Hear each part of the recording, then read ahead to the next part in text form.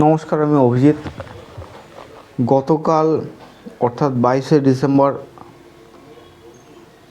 কলকাতার রাজপথ অনেকটাই উত্তপ্ত ছিল। যদিও এখন ঠান্ডা শীতের আমেজ চলছে, অনেকটাই উত্তপ্ত ছিল, কারণ আমরা দেখতে পেয়েছি বাংলাদেশে মৌলবাদের বিরুদ্ধে একটা সর্বাত্মক আন্দোলন। এছাড়া ঠিক তার উল্টো দিকে যদি আমরা দেখি, কলকাতা করুণাময়ী থেকে বিকাশ ভবনের উদ্দেশ্যে যোগ্য গ্রুপ সি এবং গ্রুপ ডি যারা 9 মাস বেতন পাচ্ছেন না, যারা 9 মাস বিভিন্ন রকমের কর্মের সঙ্গে যুক্ত হয়েছেন, কেউ ইলেকট্রিক্যাল কাজ করছেন, কেউ মুদির দোকানে কাজ করছেন, কেউ ডেলিভারি ম্যানের কাজ করছেন, কি করবে? তাদের পক্ষে কিছু করার নেই, কারণ এই বয়সে এসে তাদের কোনো প্রাইভেট সেক্টরও সাধারণত কাজ দেবে না, এটা আমরা ভালোভাবে জানি। তো তারা এটা কাজ করছে এবং তার সঙ্গে পড়াটাও কন্টিনিউ করার জন্য কোর্ট বলেছে, কিন্তু জানি না কীভাবে কন্টিনিউ করা যায়। যাক, সেই বিষয়ে আমি পরে আলোচনায় আসছি। তো একটা কর্মসূচি ছিল এবং এটি শান্তিপূর্ণভাবে সমাবেশ হচ্ছিল। আমরা সাধারণত যাচ্ছিলাম বিকাশ ভবনের উদ্দেশ্যে, কিন্তু পুলিশি ব্যারিকেডের প্রভাবে আমরা রাস্তায় আবদ্ধ হয়ে পড়ি এবং পরবর্তী সময় আমরা দেখতে পাই আমরা এতটাই ফ্রাস্ট্রেটেড হয়ে গেছি যে আমরা পরবর্তী সময়ে রাজ্য সরকার সঙ্গে এসএসসি, সুপ্রিম কোর্ট এবং হাইকোর্টের কিছু পরিমাণে বিচারপতিদের উদ্দেশ্যে আমরা পিণ্ডদান একটা কর্মসূচি করা হয় গ্রুপ সি এবং গ্রুপ ডি যোগ্য শিক্ষাকর্মীদের তরফ থেকে। তার ভিডিও আপনারা দেখতে পাবেন। ভারতীয় যে বিচার ব্যবস্থা, অযোগ্য বিচারপতিদের হাতে তার একটা পিণ্ডদান হবে। এই বিচারপতিরা যে ভারতীয় সংবিধান এবং সুপ্রিম কোর্ট, হাইকোর্টকে অযোগ্য করে তুলেছে, তার জন্য আমরা একটা পিণ্ডদান করব। আমরা সঞ্জয় খান্না। তো এই পিণ্ডদান কর্মসূচি সম্পূর্ণ করার পরে আমরা যখন বিকাশ ভবনের উদ্দেশ্যে শান্তিপূর্ণভাবে আমরা যাওয়ার চেষ্টা করি, আমাদের যারা নেতৃত্ববৃন্দ আছে তাদেরকে পুলিশি অত্যাচার সম্মুখীন হতে হয়। এমনকি আমাদের নেতৃত্ববৃন্দ কয়েকজনকে রীতিমতো কলার ধরে পুলিশের গাড়িতে তুলতে দেখা গেছে, বিভিন্ন মিডিয়া চ্যানেলে দেখা গেছে। এমনকি আমাদের একজন শিক্ষাকর্মী ছিল, যাকে একজন পুরুষ পুলিশ কর্মী ধরা উচিত ছিল। এমনকি মানে পুরুষরা মেরেছে তা না, এমনকি মহিলা যিনি পুলিশ কর্মী ছিলেন, যার ছবি আমরা দেখাবো পরে, ইনিও ওনাকে হাত দিয়েছেন। তো যাই হোক, আমরা পরবর্তী সময়ে বিধাননগর পুলিশ কমিশনারেটে আমরা যাই এবং ওখানে আমরা আন্দোলন করি আমাদের সুষ্ঠুভাবে কর্মকাণ্ড সম্পূর্ণ করার জন্যে। যিনি যিনি কর্মকর্তা ছিলেন সজলবাবু, উনি আসেন এবং আমাদের নেতৃত্ববৃন্দকে একটা ছাড়ার ব্যবস্থা করে দেন। এছাড়া আমরা পরবর্তী সময় দেখতে পেয়েছি যে করুণাময়ী বাসস্ট্যান্ডে আমাদের নেতৃত্ববৃন্দ যখন অনেক দূর থেকে এসছেন, তারা অবস্থান বিক্ষোভের জন্যে তারা ওখানে আশ্রয় নিতে যায়। পুলিশ নির্মমভাবে তাদেরকে এমনকি খেতেও হয়তো পর্যন্ত দেওয়া হয়নি। তারা না খেতে পেয়ে তারা সারা দিন রাত জেগে কাজ করে তারা আবার চলে গেছে হাওড়া স্টেশনে গিয়ে তারা রাত কাটিয়েছে। এখন হয়তো তারা চলে যাচ্ছে বাড়ির উদ্দেশ্যে। আমি জানি না, আমরা 2011 সালে জন্মগ্রহণ করার পর থেকে, মানে 2011 সালে একটা সরকার আসার পর থেকেই আমাদের পশ্চিমবঙ্গের বুকে স্ক্যাম যে কথাটা আছে, এই কথাটা পুরোপুরি সত্য বলে প্রমাণিত হচ্ছে। আমরা দেখতে পেয়েছি যে সাউদা স্ক্যাম, নাওদা স্ক্যাম, এছাড়া মানে অনেক স্ক্যাম হচ্ছে, যার মধ্যে অন্যতম এসএসসি স্ক্যাম। সাউদা স্ক্যামে অনেক মানুষ ক্ষতিগ্রস্ত হয়েছে, তাদের চোখের জলের দাম কেউই দেয়নি, সুপ্রিম কোর্ট দেয়নি, হাইকোর্ট দেয়নি, বিচার ব্যবস্থা তো মানে কোনো রকম বিচার ব্যবস্থা দেয়নি, রাজ্য সরকার তো দেয়নি, ঠিক আছে। এছাড়া পরবর্তী সময় আমরা দেখতে পেয়েছি যে একটা অনেক বড় স্ক্যাম হয়েছে, এসএসসি স্ক্যাম। কয়েকশো কোটি টাকা বান্ধবীর খাটের নিচে পাওয়া গেছে। মানে এই সমস্ত নেতারা শুধু স্ক্যাম করবে, আর এরা পরবর্তী সময় বিচার বিভাগের ফাঁক থেকে গলে গিয়ে তারা মুক্ত হয়ে যাবে, কিন্তু এদের দোষের দায় আমরা নিয়ে বহন করব সারাটা জীবন। আমরা সাধারণত যারা গ্রুপ সি গ্রুপ ডি কর্মী প্রত্যেকে অনেক গরিব ফ্যামিলি থেকে বিলং করে, তারা জানতেও পারেনি 2018 সালে জয়েনের পর এরকম একটা স্ক্যাম যেটার দায় রাজ্য সরকারের, সেইটা সুপ্রিম কোর্ট এবং রাজ্য কোর্ট মানে পুরোপুরি প্ল্যানিংভাবে আমাদের নির্দোষ যারা শিক্ষাকর্মী আছে তাদের ওপর চাপিয়ে দেবে এবং যদি আওয়াজ তুলে মারবে। তো এটাই হচ্ছে পশ্চিমবঙ্গের বর্তমান পরিস্থিতি চলছে। যে আমার এরকম কথা বলতে রোমান এম্পায়ারের কিছু কথা মনে পড়ে যায়, যেখানে যখন রাজা কোনো কাজবাজ করতে পারছে না, তার জন্য রাজা খেলাতে মেলাতে মাথি রেখে দেবে, আলটিমেটলি কিছুই হবে না। তো পশ্চিমবঙ্গবাসী এটাই হয়তো ডিজার্ভ করে, কারণ তারা 2011 সালে এটা সরকারকে নির্বাচিত করে এসেছে। বর্তমানে আমরা দাঁড়িয়ে কিচ্ছু দেখিনি। আমাদের মানে যারা বেকার আছে, বেকারদের পরিমাণ দিনের পর দিন বেড়ে চলেছে এবং যারা চাকরি পেয়ে নিজের লাইফটাকে স্ট্যাবল করেছিল, নিজের বাবা মার মুখে দুটো অন্ন তুলে দিয়েছিল, তাদের পরিমাণ তো মুখের ভাত কেড়ে নেওয়া হলো। তাদের কাছে মানে একটা বিষয় ভাবলে অবাক লাগে যে সুপ্রিম কোর্ট নিজে এত বড় একটা পদে থেকে তারা বলছে যে একটা শ্রেণী আছে যোগ্য, একটা শ্রেণী আছে অযোগ্য, এবং সেই অযোগ্য যারা আছে তাদেরকে তো ছেড়ে দিলাম, তাদেরকে আপনি ডিটেক্ট করে ফেলেছেন। বাদবাকি যে যোগ্য আছে উনি যোগ্য বলছেন না, নট সার্টিফাইড টেন্টেড কথা বলছেন, যার মানে অযোগ্য প্রমাণিত হয়নি এমন কিছু। মানে আপনি একটা খুনের আসামি গিয়ে বা একটা চুরির আসামি যে আছে তাকে আপনি একজনকে দ্বন্দ্ব দিয়ে দিলেন, আরেকজনকে বলল যে এই লোকটা দোষী সাব্যস্ত হয়নি। মানে দোষী সাব্যস্ত হয়নি মানে কি? নির্দোষ। দোষী সাব্যস্ত হয়নি, তাকে ওইভাবে ছেড়ে দিয়েছেন, নির্দোষ। কিন্তু না, এরা বলছে দোষী সাব্যস্ত হয়নি মানে চোর। অ্যাকচুয়ালি এই কথাটা আমি বলবো চোর। তাহলে আমি বলবো যে এখানে যা 3394 জন রয়েছে তারা কী দোষ করলো?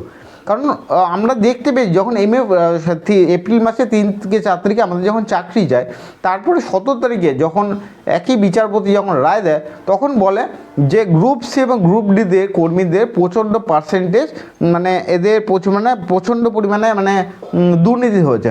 তো আপনাদের মানে একটুখানি লজিক নেই, মানে একটু মানে ওই পদে বসেছেন কী করতে? আমি তো একটু বুঝতে পারি না। আলটিমেটলি কোনো পরীক্ষা না দিয়ে আপনারা আইপিএস আইএএস যারা হয় তারা ইউপিএসসি পরীক্ষা দিয়ে আপনারা একটা পদে নিশ্চয় হয়, মানে একটা পদে আসে, অত একটা টাফ পরীক্ষা দেয়, বিসিএস ফিসিএস দিয়ে একটা টাফ পরীক্ষা দিয়ে জায়গায় আসে।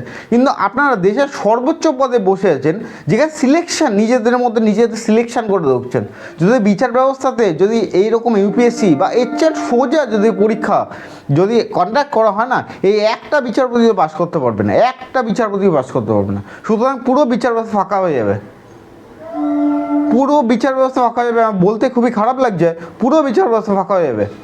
একজন বিচারপতি যোগ্য না, একজন বিচারপতি সঠিকভাবে রায় দেয় না, তার প্রতিফলন হিসাবে এই সমস্ত জীবিত বিচারপতিদের পিণ্ডদান করা হয়েছে। আপনাদের দেখে এটা লজ্জা পাওয়া উচিত। যদি আমার ভিডিওটা কেউ দেখে থাকেন, যদি শেয়ার করুন, আপনারা প্রত্যেকে যারা দেখুন, এটা লজ্জা পাওয়া উচিত। ভারতবর্ষের বিচার ব্যবস্থার উপর আস্থা অবশ্যই আছে। এই বিচারপতি অযোগ্য বিচারপতি যারা নিজেদেরকে সিলেকশন ওয়াইতে এসে, আর আমরা যারা গ্রুপ সি গ্রুপ ডি কর্মীরা ছিল তারা তো পরীক্ষা দিয়ে কম্পিটিটিভ এক্সামে পরীক্ষা দিয়ে, আপনারা জানেনই না কম্পিটিটিভ এক্সামটা কাকে বলে। একটা রেলের গ্রুপ ডি পরীক্ষাতে একটা ছেলে পরীক্ষা দিচ্ছে কয়েক কোটির মধ্যে, সে একটা রেলের গ্রুপ ডি নর্মালি চাকরি করছেন, বা রেলের লোকো পাইলটে চাকরি করছেন, বা রেলের অন্যান্য পদে চাকরি করছেন। আমরা দেশের সর্বোচ্চ পদে বসে আছেন, কিন্তু সিলেকশন হতে বলছি একটুও কি লজ্জা করে না? একটুও লজ্জা করে না? আপনারা এইটুকু বুঝতে পারেন না যে যারা টিচারদের মধ্যে কম ছিল তার অন্যতম কারণ হচ্ছে প্রত্যেক মানুষের বিএড করা থাকে না। কিন্তু প্রত্যেকটা নেতা চেলা চামুন্ডা যারা আছে প্রত্যেকে 8 পাস এবং মাধ্যমিক পাস করে আছে। তো মাধ্যমিক পাস 8 পাসের পরিমাণ বেশি, বিএডের পরিমাণ কম। আর যারা বিএড করে বসে তারা অলরেডি পরীক্ষা দিচ্ছে, তারা কোনো দলে ক্যাডার না। তো যখন তারা কলে ক্যাডার না, তো বেসিক্যালি ওটা কমই হবে। আর এখানে বেশি হবে মানে কি? সবাই তো মাধ্যমিক এবং 8 পাস করে বসে আছে। তো তাই জন্য এখানে তো অটোমেটিক্যালি মানে রাস্তায় যদি পানওয়ালা বা একটা ভ্যান লাগে জিজ্ঞাসা করা হয়, তারাও সেম কথা বলবে যে এখানে বেশি দুর্নীতি হচ্ছে, কারণ এটা। কিন্তু আপনাদের মাথায় ওই জিনিসটা ঢোকে না, কারণ আপনারা সত্যি কথা বলতে একটা অশিক্ষিত অযোগ্য যা পদে বসে আছেন। বিগত 9 মাস ধরে আমাদের মধ্যে একটা ছেলেও যারা দোষী না, তারা বারবার করে আওয়াজ তুলছে আপনারা বিচার করুন। বিগত 9 মাস ধরে আপনারা কোনো বিচার করতে পারছেন না, অথচ আপনার বড় বিচারপতি বড় ফেসিলিটি নিয়ে ওই জায়গাতে বসে আছেন।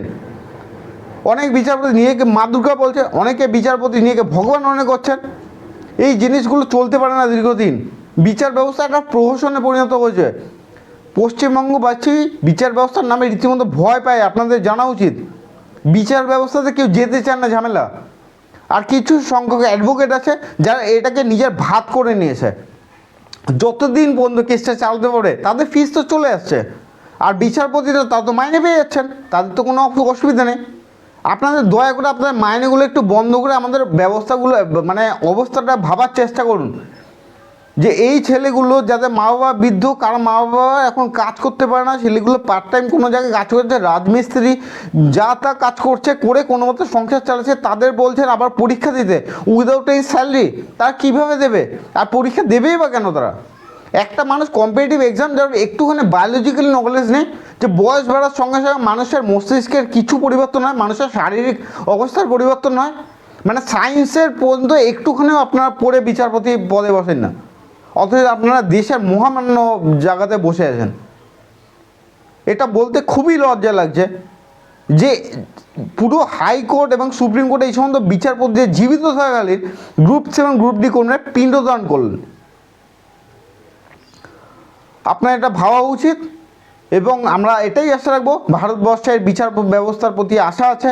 আশা করি পরবর্তী সময় কোনো বিচারপতি সুষ্ঠুভাবে উনি বিচার ব্যবস্থায় বিচার করবেন, আমাদের এই ব্যাপারটা বোঝার চেষ্টা করবেন। আমাদের যত কান্না, আমরা তো বেসিক্যালি যারা ছেলে মেয়ে আছে তারা কেউ কাঁদতে পারি না, আমরা রীতিমতো বাড়িতে চুপচাপ করে বসে থাকি, মানে রাতের অন্ধকারে চুপচাপ বসে থাকি, কে কী করবো, এটা স্বাভাবিক ব্যাপার। একটা মানুষ বয়স হয়ে গেছে। আপনারা কি এই বছরে যদি আপনাদের পরীক্ষায় প্রত্যেককে বসা হয়, সাধারণত 8 পাস করতে বলা হয়, বা মাধ্যমিক তো দূরের কথা, 8 পাস আপনারা করতে পারবেন না। বা আপনি যে এলএলবি ডিগ্রি নিয়ে বসছেন, সেই এলএলবিটা আবার যদি কোয়ালিফাই করতে বলা হয়, কেউ করতে পারবেন না। ইউপিএসসির পরীক্ষা তো দূরের কথা, আপনারা অত বড় পোস্টে আছেন, যারা আপনার আইএএসের বিচার করে দিচ্ছেন, অথচ নিজেরা একটা পরীক্ষা কমপ্লিট করতে পারেন, নিজেরা সিলেকশন হতে আপনারা এসছেন বা বড় বড় লেকচার মারছেন। এবার শুধুমাত্র টাকার খেলা নেতাদের মধ্যে হয় না, এটা মানুষ দেখে ফেলেছে। টাকার খেলাগুলো কিছু বিচারপতি তাদের রাজনৈতিক স্বার্থসিদ্ধি করার জন্যে এই কাজগুলো করে আছে। আর বিচার ব্যবস্থা এই সমস্ত অ্যাডভোকেট যারা বর্তমানে ভগবান হয়ে উঠেছেন, তাদেরকে শুধু একটাই কথা বললে, আপনি এক সময় একটা এমএলএ ছিলেন, জনপ্রতিনিধি ছিলেন, তাহলে এই আপনার প্রতিদান। আপনি জানতেন না যে এই এতগুলো স্টুডেন্টের মধ্যে এতগুলো স্টুডেন্ট আপনার মানে পুরো তারা কোনো নির্দোষ, তাদের বিরুদ্ধে আপনার কোনো দায়িত্ব বর্তান না যে এই ছেলেগুলোকে আমি তাদের ছাড় দিয়ে দিই, এরা কী দোষ করেছে। উল্টো আপনি বলছেন আপনার এরা সবাই অযোগ্য, অথচ সুপ্রিম কোর্ট সবাইকে অযোগ্য বলছে না। আবার আপনার দলের বড় বড় নেতা যারা আপনার চেয়েও বর্তমানে প্রচুর পরিমাণে পপুলার, তারা ওপেনলি এটা এসে বলছে যে যা সবাই মানে অযোগ্য না, যারা যোগ্য আছে আমি তাদের সঙ্গে। তাহলে আপনাদের নিজেদের মধ্যে কন্ট্রাডিক্ট, শুধু রাজনৈতিক স্বার্থসিদ্ধির জন্য এরপরে আপনি হাত জোর করে ভোট চাইতে আসবেন। লজ্জা লাগা উচিত। আপনারা জনপ্রতিনিধি ছিলেন, সেটা তো লজ্জা লাগা উচিত। আপনাদের ভুলভাল করে কিছু হলে কেউ দোষ মানে কেউ ভুল করে না।